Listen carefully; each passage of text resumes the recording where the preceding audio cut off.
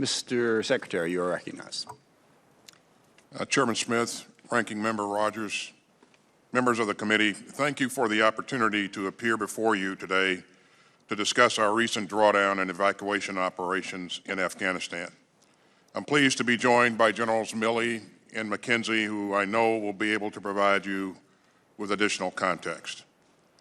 I am incredibly proud of the men and women of the U.S. Armed Forces who conducted themselves with tremendous skill and professionalism throughout the war, the drawdown, and the evacuation.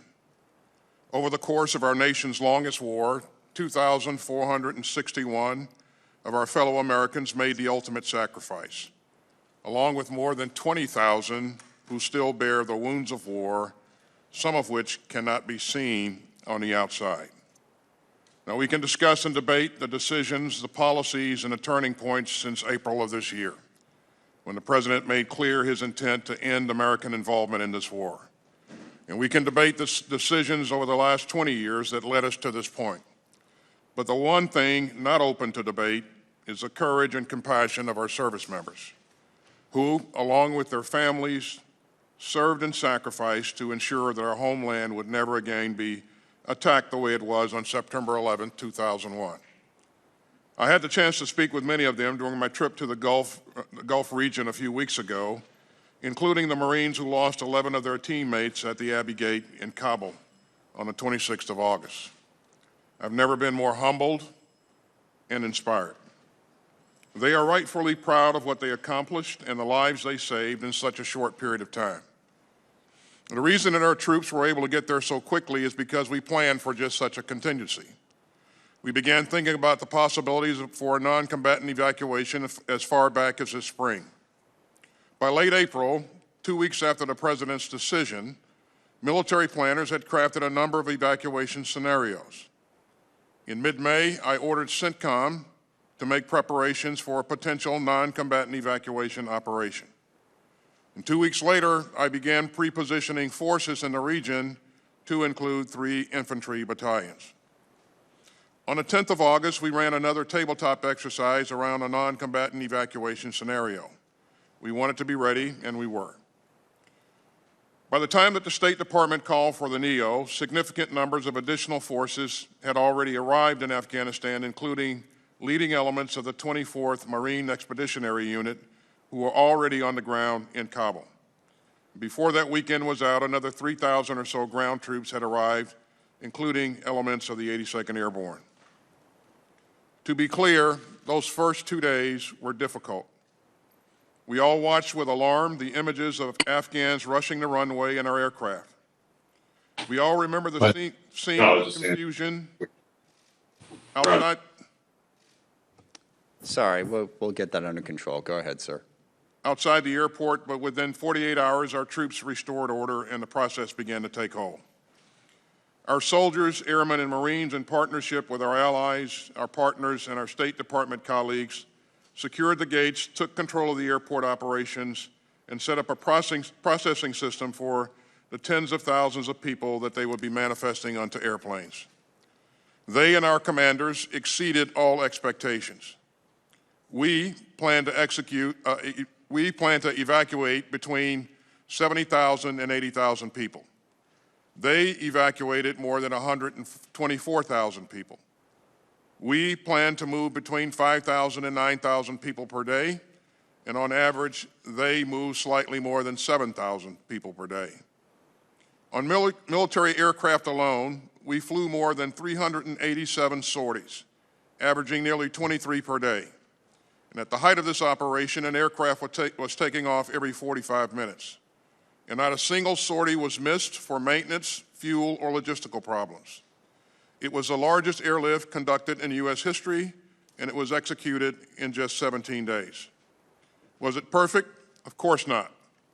We moved so many people so quickly out of Kabul that we ran into capacity and screening problems at intermediate staging bases outside of Afghanistan. And we're still working to get Americans out who wish to leave.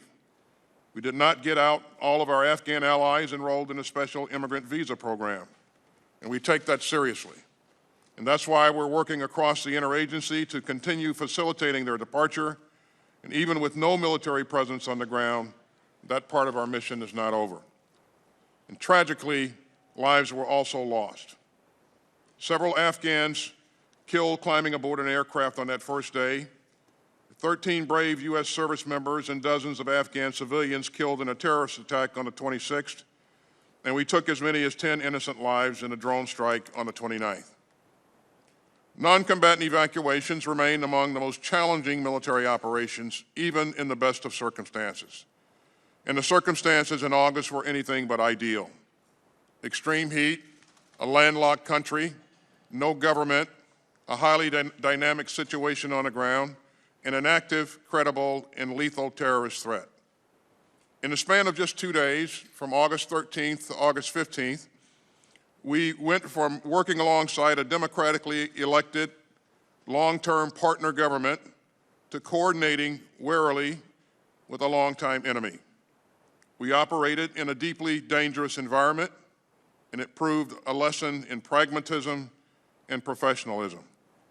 We also learned a lot of other lessons too, like about how to turn an Air Force base in Qatar to an international airport overnight, and about how to rapidly screen, process, and manifest large numbers of people.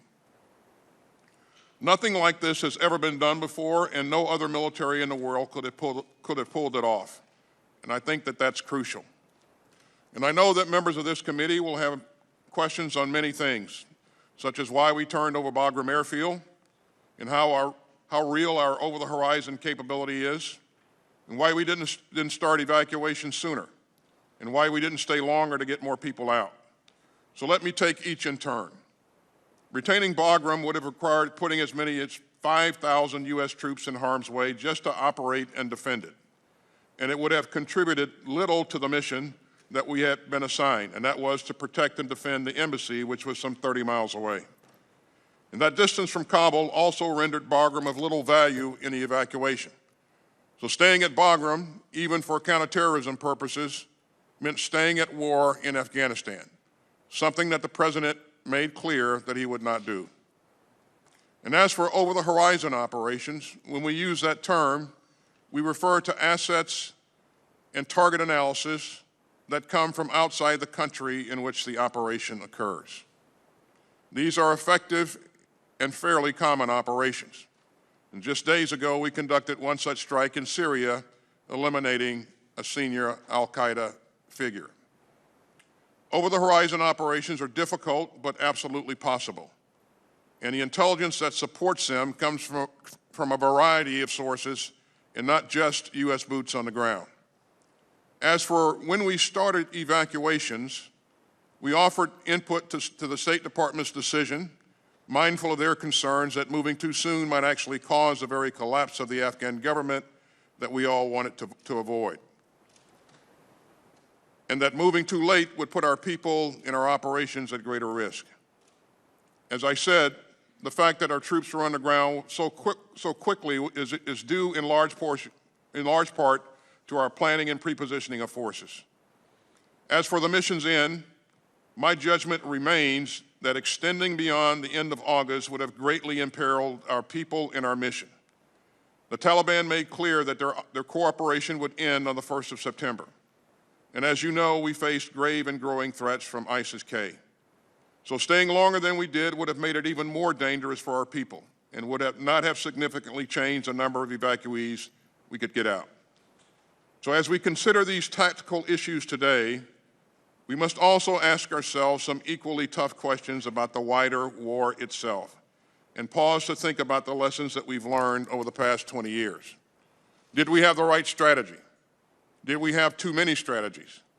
Did we put too much faith in our ability to build effective Afghan institutions, an army, an air force, a police force, and government ministries? We helped build a state, but we could not forge a nation. The fact that the Afghan army that we and our partners trained simply melted away, in many cases without firing a shot, took us all by surprise, and it would be dishonest to claim otherwise. We need to consider some uncomfortable truths. That we did not fully comprehend the depth of corruption and poor leadership in their senior ranks. That we did not grasp the damaging effect of frequent and unexplained rotations by President Ghani of his commanders. that we did not anticipate the snowball effect caused by the deals that the Taliban commanders struck with local leaders in the wake of the Doha Agreement, that the Doha Agreement itself had a demoralizing effect on Afghan soldiers, and that we failed to fully grasp that there was only so much for which and for whom many of the Afghan forces would fight. We provided the Afghan military with equipment and aircraft and the skills to use them. And over the years, they often fought bravely, and tens of thousands of Afghan soldiers and police officers died. But in the end, we couldn't provide them with the will to win, at least not all of them. And as a veteran of that war, I am personally reckoning with all of that. But I hope, as I said at the outset, that we do not allow a debate about how this war ended to cloud our pride in the way that our people fought it. They prevented another 9/11. They showed extraordinary courage and compassion in the war's last days. They made lasting progress in Afghanistan that the Taliban will find difficult to reverse and that the international community should work hard to preserve. And now, our service members and civilians face a new mission, helping these Afghan evacuees move on to new lives in new places.